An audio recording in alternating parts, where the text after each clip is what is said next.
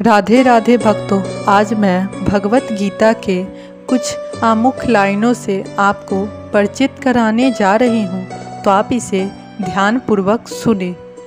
मैं घोर अज्ञान के अंधकार में उत्पन्न हुआ था और मेरे गुरु ने अपने ज्ञान रूपी प्रकाश से मेरी आंखें खोल दी।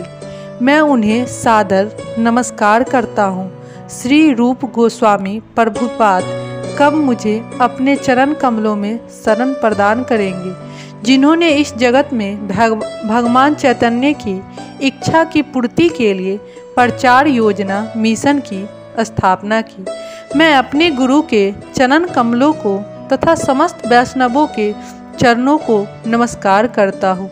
मैं श्रील रूप गोस्वामी, उनके अग्रज सनातन गोस्वामी एवं साथ ही रघुनाथ दाय, रघुनाथ भट्ट, गोपाल भट्ट एवं श्रील जीव गोस्वामी के चरण कमलों को सादर नमस्कार करता हूँ।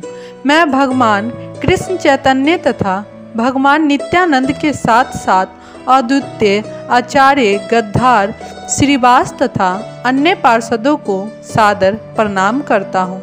मैं श्रीमती राधा रानी तथा श्री कृष्ण को, श्री ललिता तथा श्री विशाखा सखियों सहित सादर नमस्कार करता हूँ।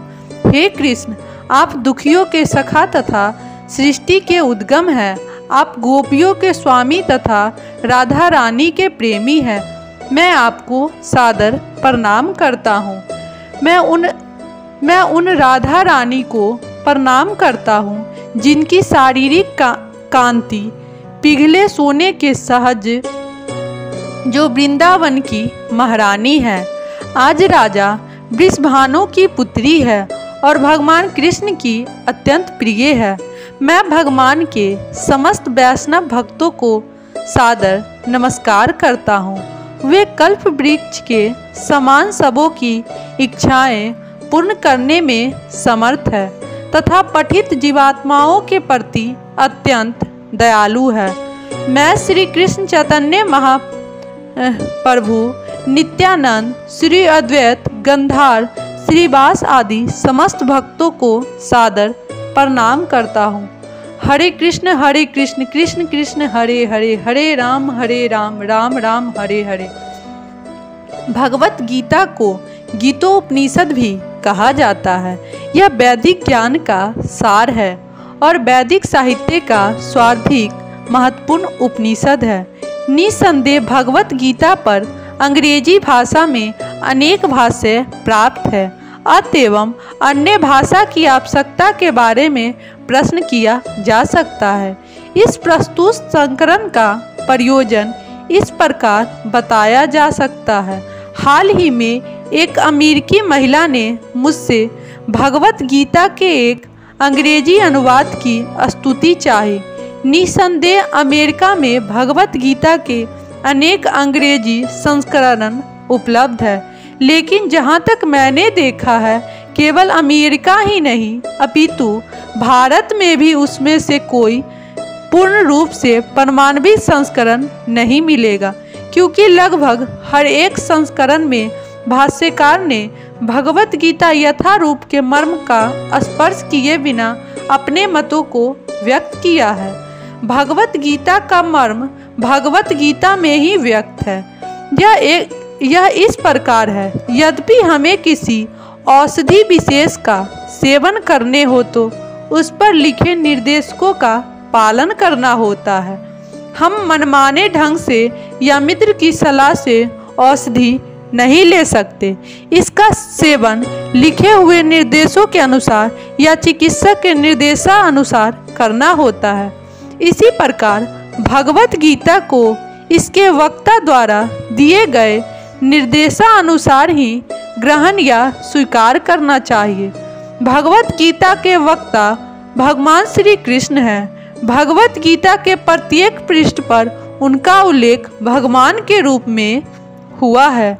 निसंदेह भगवान शब्द कभी कभी किसी भी अत्यंत शक्तिशाली व्यक्ति या किसी शक्तिशाली देवता के लिए प्रयुक्त होता है, और यहाँ पर भगवान शब्द निश्चित रूप से भगवान श्री कृष्ण को एक महान व्यक्तित्व वाला बताता है, किंतु साथ ही हमें यह जानना होगा कि भगवान श्री कृष्ण पूर्ण पुरुषोत्तम भगवान है। जैसा कि शंकराचार्य और रामानुजाचार्य, माधवाचार्य, निम्बार्क स्वामी, श्री चैतन्य महाप्रभु तथा भारत के वैदिक ज्ञान के अन्य विद्वान आचार्यों ने पुष्टि की है कि भगवान ने भी स्वयं भगवत गीता में अपने को परम पुरुषोत्तम भगवान कहा है और ब्रह्म संहिता में तथा अन्य पुराणों में, विशेषतः श्रीमद् भागवतों में जो भागवत पुराण के नाम से विख्यात है, वे इसी रूप में स्वीकार किए गए हैं। कृष्ण वस्तु भगवान स्वयं अतएव भगवत गीता हमें भगवान ने जैसे बताई है वैसे ही स्वीकार करनी चाहिए। भगवत गीता के 4th अध्याय में भगवान कहते हैं, यहाँ पर भगवान अर्जुन को सूचित करते हैं कि भगवत गीता की यह योग पद्धति सर्वप्रथम सूर्यदेव को बताई गई। सूर्यदेव ने इसे मनु को बताया और मनु ने इसे इक्ष्वाकु को बताया। इस प्रकार गुरु परंपरा द्वारा यह योग पद्धति एवं वक्ता से दूसरे वक्ता तक पहुंचती रही, लेकिन कालांतर में यह छिन्न भिन्न हो गई। फलस्वरूप भगवान को इसे फिर से बताना पड़ा है। इस बार अर्जुन को कुरुक्षेत्र के युद्ध स्थल में वे अर्जुन से कहते हैं कि मैं तुम्हें यह परम रहस्य इसलिए प्रदान कर रहा हूँ कि तुम मेरे भक्त तथा मित्र हो। इसका तात्पर्य यह है कि भगवत गीता ऐसा ग्रंथ है जो विशेष रूप से भगवत भक्त के लिए है, भगवत भक्त के निमित्त है। आध्यात्मिकवादियों की 3 श्रेणियां हैं, ज्ञानी, योगी तथा भक्त या निर्वेशवादी। ध्यानी और भक्त, यहाँ पर भगवान अर्जुन ने स्पष्ट कहते हैं कि यहाँ पर भगवान अर्जुन से स्पष्ट कहते हैं कि वे इसे इस नवीन परंपरा गुरु परंपरा का प्रथम पात्र बना रहे, क्योंकि प्राचीन परंपरा खंडित हो गई है। अतएव यह भगवान की इच्छा थी कि सूर्य देव से चली आ रही विचारधारा की दिशा में अन्य परंपरा स्थापित की जाए और उनकी यह इच्छा थी कि उनकी शिक्षा का वितरण अर्जुन द्वारा नए सिरे से हो।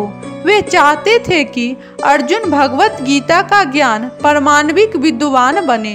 अतएव हम देखते हैं कि भगवत गीता का उपदेश अर्जुन को विशेष रूप से दिया गया है, क्योंकि अर्जुन भगवान का भक्त है, प्रत्यक्ष शिष्य तथा घनिष्ठ मित्र था। अतएव जिस व्यक्ति ने अर्जुन जैसे गुण पाए जाते हैं वह भगवत गीता को सबसे अच्छी तरह समझ सकता है। कहने का तात्पर्य यह है कि भक्त को भगवान से प्रत्यक्ष रूप से संबंधित होना चाहिए। जो ही कोई भगवान का भक्त बन जाता है तो ही उसका सीधा संबंध भगवान से हो जाता है। यह अत्यंत विशद विषय है, लेकिन संक्षेप में यह बताया जा सकता है कि भक्त तथा भगवान के मध्य 5 प्रकार का संबंध हो सकता है।